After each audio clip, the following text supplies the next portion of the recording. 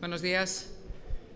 Bueno, en primer lugar, y ya empezamos una clausura breve, pero estoy segura que va a ser breve, por lo menos lo voy a intentar que sea breve, la clausura de esta 7ª edición de la Escuela de Verano de Tarazona, y que como todos los años recordamos, querido Baudilio, pues ya se ha convertido en un clásico.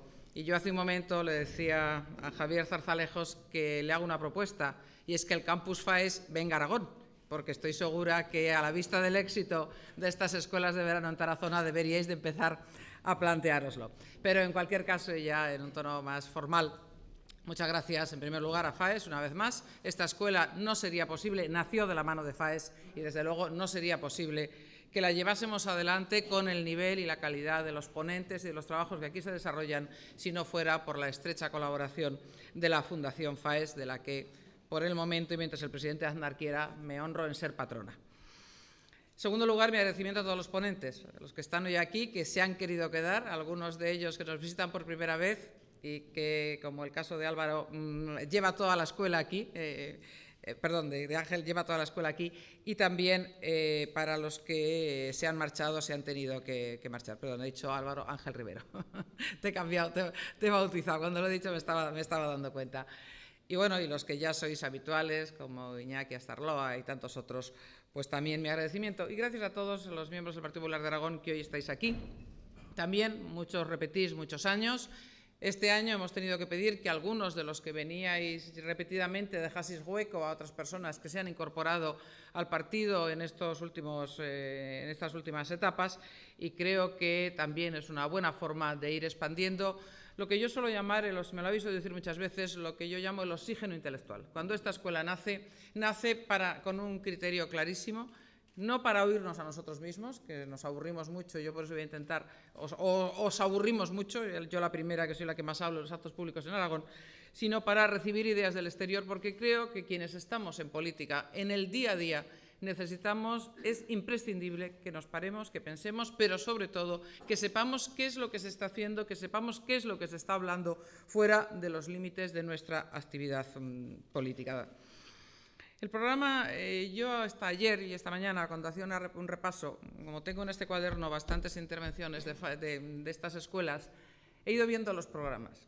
Entonces, cuando he hecho la vista atrás me he dado perfecta cuenta que en el programa de las ediciones de esta escuela hemos ido siempre tocando los temas candentes en ese momento.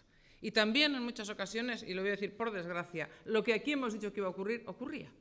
O sea que eso tiene sus pros y sus contras, pero en cualquier caso lo que demuestra es que los programas están muy pegados a la realidad de lo que está ocurriendo en cada momento en España y también en Europa, pero sobre todo que lo que analizan y diagnostican es lo que puede venir.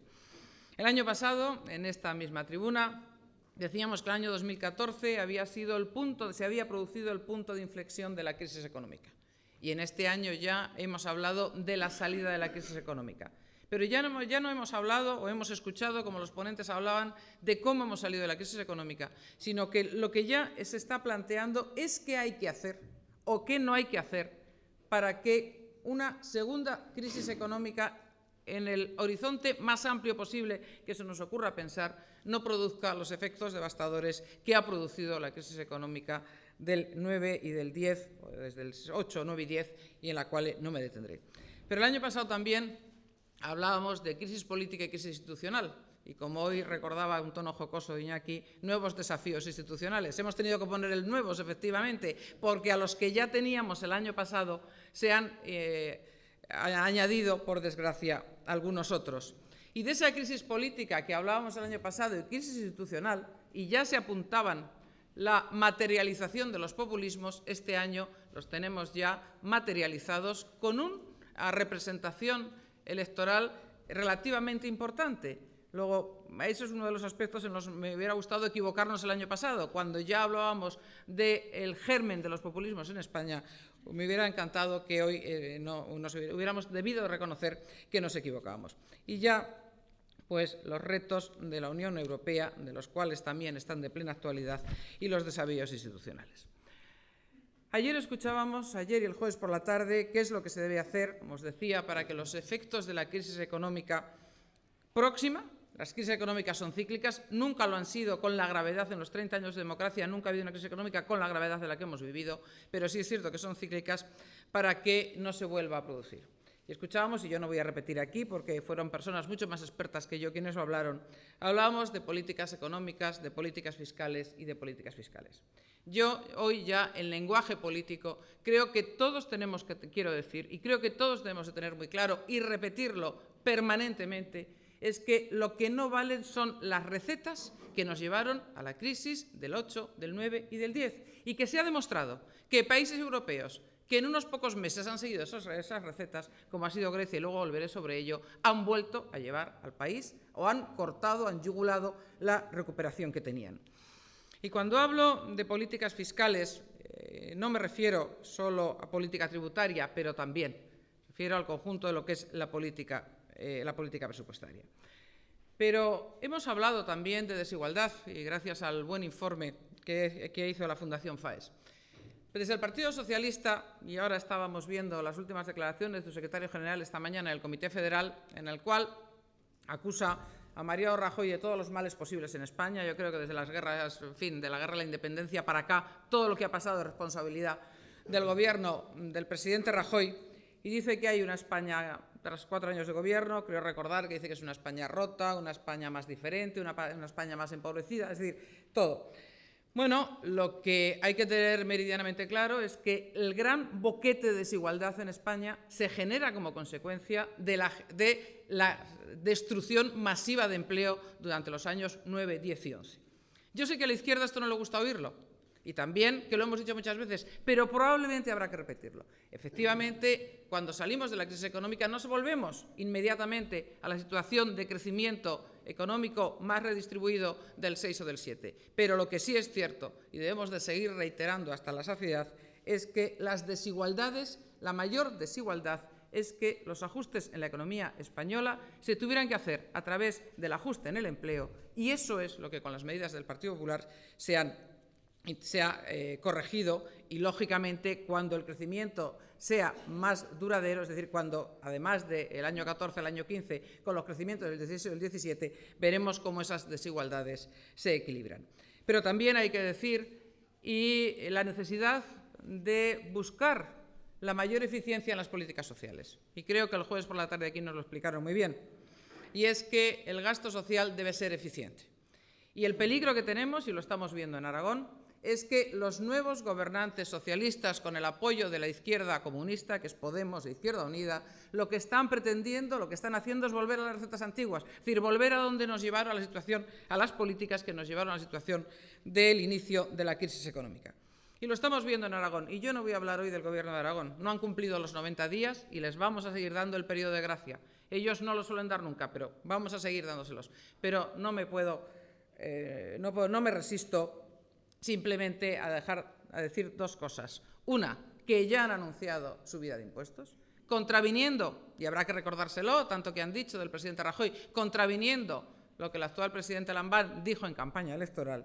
Y sobre todo hay otro tema que a mí me parece mucho más grave, y es el sectarismo con el cual están empezando a gobernar. Las decisiones que han tomado para deshacer cuestiones que hicimos en el gobierno anterior y que algunas los tribunales ya se las han tirado para atrás, lo único que significan es un gobierno sectario que solo pretende contentar, yo ya no sé ni tan siquiera a quiénes le han votado, que solo pretende contentar a aquella fuerza política o aquellas fuerzas políticas que le han permitido tener la presidencia del Gobierno de Aragón al Partido Socialista. Y frente a un gobierno para el conjunto de la sociedad, que es lo que nosotros hicimos durante 4 años, frente a un gobierno que buscaba el interés general, aunque algunas veces, porque no podía ser de otra manera, con mucho sacrificio, vemos un gobierno que aplica prejuicios ideológicos y que no le importa el daño que puede hacer a una cooperativa de profesores o el daño que puede hacer a la enseñanza concertada, asumida en Aragón, reclamada en Aragón por un 30% de la población, con tal de sacar adelante sus pactos con Podemos. Y eso seguramente tendremos que seguir repitiéndolo, porque vienen elecciones dentro de 6 meses, o dentro de 3 meses, perdón, y los aragoneses tendrán que decidir. Hay crisis política, había crisis política. También Pedro Sánchez acusa al responsable Rajoy. De todo lo que pasa en España, la crisis política el responsable es Rajoy. Lo decíamos el año pasado, y no quiero igual estoy ejerciendo un poco de abuela cebolleta, pero es que es verdad viendo mis notas. Yo decía el año pasado, ¿cómo va a ser la sociedad que salga de la crisis? Y la sociedad que ha salido de la crisis, la sociedad post-crisis económica, es una sociedad indudablemente más empobrecida. Yo lo decía el año pasado, todos, unos más y otros menos, pero todos, toda la sociedad en su conjunto, porque las altas tasas de desempleo, de destrucción de empresas pequeñas, de las pymes, todo ha supuesto un empobrecimiento generalizado. Y eso también ha supuesto una sociedad, en mi opinión, y es preocupante, desesperanzada y, sobre todo, escéptica respecto a las instituciones democráticas. Y ahí es donde algunos se han subido a ese carro para arrimar el ascua a su sordina o para llenar de harina su costal. Como ayer también, antes de ayer se recordaba, el detonante de la corrupción, lo que ha supuesto, lo que en España, como en otros países europeos, pero yo me voy a centrar en España, es la aparición de los populismos. Y Dios me libre de hacerle la competencia al profesor Rivero, pero en cualquier caso lo que sí es cierto es que lo que se ha venido en denominar movimientos populistas, no nos engañemos, son las viejas recetas comunistas vestidas con otros ropajes. Y no hay que irse a Venezuela. Yo creo que no, porque probablemente cuando los españoles o los aragoneses oyen hablar de Venezuela les coge muy lejos y dicen, bueno, no nos parecemos en nada a ellos, salvo en el idioma. Solamente hay que echar la vista atrás y este año recordábamos los 30 años de la caída del muro de Berlín. Y solamente hay que ver cómo vivían los alemanes del Este, con las recetas que hoy han retomado los de Podemos, y cómo vivían los alemanes del Oeste con la aplicación de las democracias liberales que aquí se vienen defendiendo y que desde el Partido Popular y desde luego de la Fundación FAES venimos defendiendo. Y quizá haya que recordar eso, que todo lo que están defendiendo en este momento los de Podemos y los que, como alguien ha dicho, se están podemizando, como es el Partido Socialista, como recordaba Ignacio Astarloa, eso lo que supone es volver a las viejas recetas. Y algo que ya nos parecía, bueno, los que sois muy jóvenes no os acordáis, no habéis vivido la transición, pero habéis oído hablar mucho de ello. Pero los que sí la vivimos, bueno, pues nos llevamos ya mucho tiempo sin sentir la necesidad de reivindicar el papel y la bondad de la democracia representativa. Y yo debo deciros que empecé a hacerlo ya el año pasado, cuando empecé a oír los movimientos del 15M, que tuvimos que ver cómo impedían la constitución de un parlamento democrático como fue el catalán, con aquellas, alteraciones de orden público, y decían no nos representan. Algo que ha enganchado también los partidos de izquierda, tenemos que reclamar y reivindicar la democracia representativa, porque en ella está la legitimidad de origen de todos nosotros. Es decir, cuando en algún momento en los debates, en las Cortes de Aragón, incluso en el debate de investidura, nuestro portavoz, Roberto Bermúdez de Castro, tuvo que recordar que nosotros teníamos la legitimidad de 183.000 aragoneses, la que nos habían dado 183.000 aragoneses, el número más alto de apoyos recibidos por una fuerza política en Aragón, frente a quienes decían ahora ha llegado el pueblo a las instituciones. Son cosas elementales que cuando llegó la democracia en España tuvimos que aprenderlo en primer lugar, quienes no sabíamos lo que era ir a votar, ni sabíamos cómo funcionaba un parlamento, o simplemente lo habíamos visto o lo habíamos leído de lo que pasaba en otros países europeos. Pero sí es cierto que parece mentira que en este momento ese populismo, es decir, esos movimientos que han recuperado lo que nunca, cuando el Partido Comunista en Europa prácticamente desaparece, incluso en Italia, que era el último bastión, y en Francia, y aquí, y entonces con la crisis aprovechan para recuperar esos planteamientos. Bueno, pues sintámonos tan demócratas y más legitimados, si cabe, por cuanto tenemos más votos detrás. Hemos hablado de Unión Europea y hemos visto cómo los problemas de las sociedades europeas, de la sociedad europea, son muy parecidos a los nuestros, pero hay retos que tiene la Unión Europea y que los tiene España y los tienen el resto de países europeos. No me voy a alargar, además de los retos en materia económica, de los cuales se ha hablado mucho, y efectivamente se ha visto la utilidad de la Unión Europea, la utilidad de la moneda única para salir de la crisis. Pero sí permitidme que pierda un minuto en hablar de algo que a mí me preocupa. Y es que yo creo que la Unión, que me preocupa también, y es que seguramente no voy a descubriros América, y es el modelo de sociedad europea que queremos conservar y el modelo de sociedad europea por el cual debemos pelear. No me voy a extender, como os decía, pero hay algunas cosas en las cuales hay que pensar.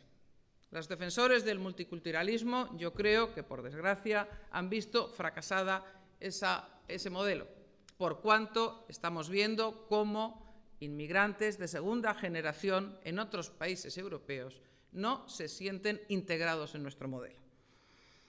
Y frente a eso, tendremos que rearmarnos ideológicamente las sociedades europeas. Y cuando digo rearmarnos ideológicamente, no me refiero a ideología de partidos, me refiero a ideología de modelo de sociedad, de igualdad de derechos, de igualdad de obligaciones, de respeto al que es diferente.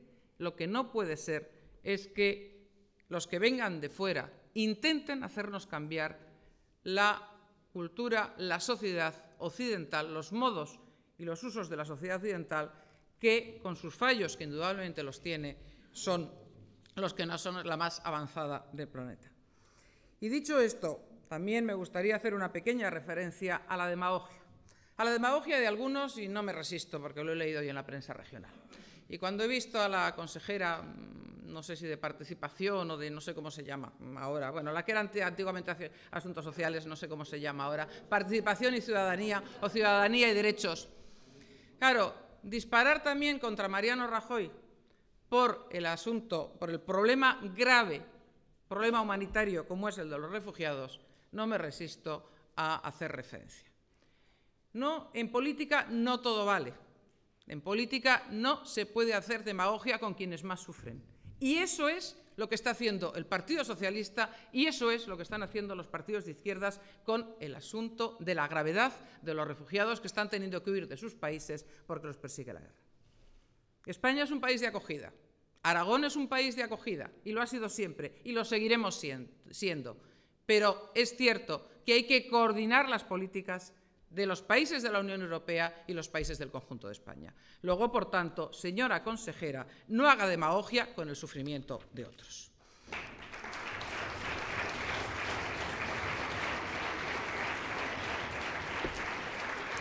Y queridas amigas y queridos amigos, estos son, no sé si los límites del cuadrilátero en el que nos vamos a mover de cara a estas elecciones generales. Y lo sabéis quienes me conocéis, yo no he utilizado jamás el voto del miedo, ni lo voy a utilizar, porque creo que es un pobre argumento. Pero lo que no se debe de confundir con utilizar el argumento del voto del miedo es que nos callemos para decir cuáles son las alternativas. Una de las alternativas que van a tener los electores, los aragoneses, en este caso, estamos en Aragón, me limito a hablar de Aragón, es el Partido Popular. Un proyecto político con luces y con sombras, como todo proyecto humano, y una gestión de gobierno de 4 años, con luces y con sombras, como todos los gobiernos, como toda la gestión de gobierno, como han sido también los 4 años del gobierno autonómico que yo tuve la oportunidad de gestionar. Pero lo que sí es cierto, es que si vemos la fotografía real, no la que pintaba esta mañana el Comité Federal, el líder de los socialistas, Pedro Sánchez. Si vemos la fotografía real de España, veremos que con todos los problemas, con todos los aspectos con todas las sombras que puede haber, el año 2015, Aragón está mucho mejor situada que estaba en el 2011. La hemos dejado en el gobierno autonómico cuando salimos en el mes de mayo, mucho mejor situada. Ahí están todos los indicadores y no voy a aburriros, los conocemos de sobra, aunque en campaña habrá que volverlos a recordar. No es casualidad que Aragón esté creciendo por encima, en fin, todos esos indicadores que nos daban y nos siguen dando todavía mejores que la media nacional, cuestión que se perderá según lo que se siga haciendo. Pero también es verdad que el conjunto de España está mejor. Y tenemos que decir qué es lo que van a encontrar los aragoneses en el proyecto político del Partido Popular. Cuando menos, un proyecto claro y previsible. Negro sobre blanco, lo que queremos hacer y lo que no queremos hacer. También sabemos a dónde queremos ir, seguir avanzando por el camino del progreso social y económico que hemos hecho hasta ahora y seguir avanzando y que la sociedad siga avanzando por esta línea de progreso sin enfrentamientos y sin radicalismos.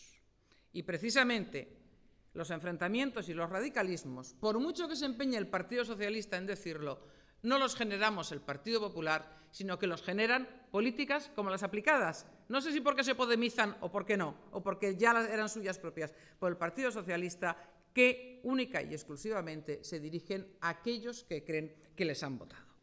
Nosotros atendemos las demandas sociales con realismo y hay que recordar otra vez otra cosa tan elemental como que democracia es ejercer la capacidad de decidir y que los electores, los aragoneses, van a tener que elegir entre eso o las alternativas. ¿Cuáles son las alternativas? Partido Socialista, básicamente. Partido Socialista con recetas antiguas, que solo quiere volver al pasado. Si os fijáis en sus declaraciones, solo es deshacer lo que ya se ha hecho en Aragón y en España. Es decir, deshacer la reforma educativa, deshacer la reforma laboral, es decir, todas aquellas reformas que han dado buen resultado y que nos han permitido cambiar una España deteriorada en una España con perspectivas de futuro mucho más claras y mucho mejores, eso es lo que quieren cambiar. Y luego, no me resisto, aunque se ha hablado mucho y bien esta mañana, del Estado federal. La indefinición, y yo voy a traducirlo al lenguaje político, no soy jurista, como sabéis, por tanto lo traduzco al lenguaje político. Pero el Partido Socialista, con su mantra, y perdón a los juristas por decir mantra, del Estado federal, lo único que está haciendo es intentar disimular el traje a la medida que quiere hacerle a Cataluña por sus problemas que tiene con el PSC. Y eso habrá que decirlo en Aragón muy mucho. Y yo en algún momento, cuando todavía estaba en gobierno y el señor Lambán estaba en la oposición, se lo he dicho.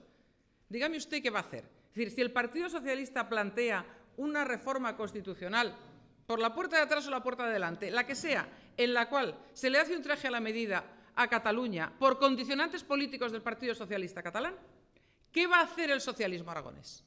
¿Se va a callar? ¿La va a asumir? ¿Va a admitir que haya una España autonómica de dos velocidades? ¿Qué es lo que ellos están planteando? Es decir, un tratamiento especial para las comunidades que en aquellos momentos se llamaron históricas, es decir, Cataluña, País Vasco, para solucionar el problema también que vendrá después, como recordabas, Ignacio, del país, lo que ellos llaman el problema del País Vasco, y para Andalucía y Galicia. ¿Y los socialistas aragoneses lo van a aceptar? Pues nosotros tendremos que decirlo y tendremos que recordarle a todos los aragoneses que si lo que quieren es que Aragón y los aragoneses tengamos los mismos derechos y las mismas condiciones en nuestro estatuto que el resto de España, si votan al Partido Socialista, se pueden encontrar con que eso va a cambiar. El único objetivo del Partido Socialista, ya lo he dicho, permanentemente, por activa y por pasiva, echar al Partido Popular. ¿Para qué? Bueno, pues tenemos un ejemplo aquí en Aragón. Su único objetivo era echarnos del gobierno, por poquitos votos lo han conseguido y estamos viendo para qué. Pero no nos puede echar el Partido Socialista en solitario. Va a haber un mapa político más fraccionado y no se baraja, ni en el mejor de los sueños del Partido Socialista, tener una mayoría que le permita gobernar en solitario. Por supuesto, yo creo que no manejan ni tan siquiera ser la primera fuerza política. Y se dará algo, se podría dar algo en España, como ya se ha recordado muchas veces, por primera vez en la historia de la democracia española. Y es que no forme gobierno el partido más votado, sino que pueda formar gobierno el segundo partido con una amalgama de apoyos y una fragmentación del Congreso y del Senado, del Congreso, que es quien elige al presidente del Gobierno. ¿Y en quién se puede apoyar el Partido Socialista? Pues básicamente en lo que ya conocemos, en Izquierda Unida y en Podemos. Y yo os lo decía, Podemos sabemos lo que es. Es el viejo comunismo que nunca consiguió arraigar en Europa, más que en los países totalitarios antes de la caída del muro de Berlín, de detrás del telón de acero, que ya nos da miedo decirlo, pero es que es así. Europa se divide en dos partes, en una, la occidental, donde hay democracias, y otra, la oriental, donde no las hay. Bien, pues eso es la muleta que se puede apoyar el Partido Socialista. Y habrá que recordar Grecia. Claro que sí, aunque ahora la verdad es que los de Podemos no sé cómo van a salir de este atolladero que les ha metido su amigo Tsipras aceptando el rescate de la Unión Europea. Pero el fracaso de Grecia en unos meses. Se recordaba aquí, Grecia hace un año, en diciembre, con toda su crisis económica, tenía unas perspectivas de crecimiento del 3%. Han bastado 6 meses de política populista para además terminar aceptando las propuestas europeas, porque no les ha quedado más remedio, para que ese país tenga en estos momentos su PIB negativo en menos 3%. Por tanto, queridas amigas y queridos amigos, habrá que recordarlo. Y hay otra muleta sobre la cual pues no sabemos a quién se la va a prestar, y es el nuevo partido político Ciudadanos. Yo sé que de Ciudadanos estamos hablando poco, pero alguna cosa también habrá que decir. ¿Defiende la unidad de España y la igualdad de todos los españoles? Bienvenidos al club. El Partido Popular lleva desde su fundación diciendo eso. No han descubierto América. Llevamos desde la fundación de la vieja Alianza Popular defendiendo la Constitución del 78, la unidad de España y la igualdad de todos los españoles. Pero, como tienen que buscar matices de diferenciación y buscan un hueco en el espectro, en el espacio electoral, bueno, pues dicen ese término que también a los medios de comunicación, no debería haberlo dicho, les suena tan bonito, una segunda transición. No. España no necesita una segunda transición, ni necesita que desaparezca el Tribunal Constitucional, como aquí se ha recordado. España necesita ajustar su estructura a la sociedad actual, pero nada más. Ni hace falta una segunda transición, ni desde luego se puede hacer acreedor, como lo está haciendo en exclusiva, de la herencia de la UCD. Mire usted, el Partido Popular, cuando Alianza Popular se refunda en el Partido Popular, es un partido de una amplísima base social donde se integran todas aquellas personas y todas aquellas ideas que hicieron posible la España constitucional del 78 y que nos han traído hasta aquí. Tenemos una democracia consolidada, aunque algunos no lo quieran reconocer. El modelo sigue siendo válido. Luego, por tanto, lo que desde los nuevos partidos moderados como Ciudadanos se ofrece no difiere, salvo en las caras, de lo que hemos venido haciendo, ya no digo de lo que ofrece el Partido Popular, sino de lo que hemos venido haciendo a lo largo de toda nuestra historia desde el Partido Popular de España. Y también a los aragoneses, cuando llegue el momento, tendremos que decirle que mediten qué pasará, y lo han podido ver en alguna comunidad autónoma, qué pasará con esos votos.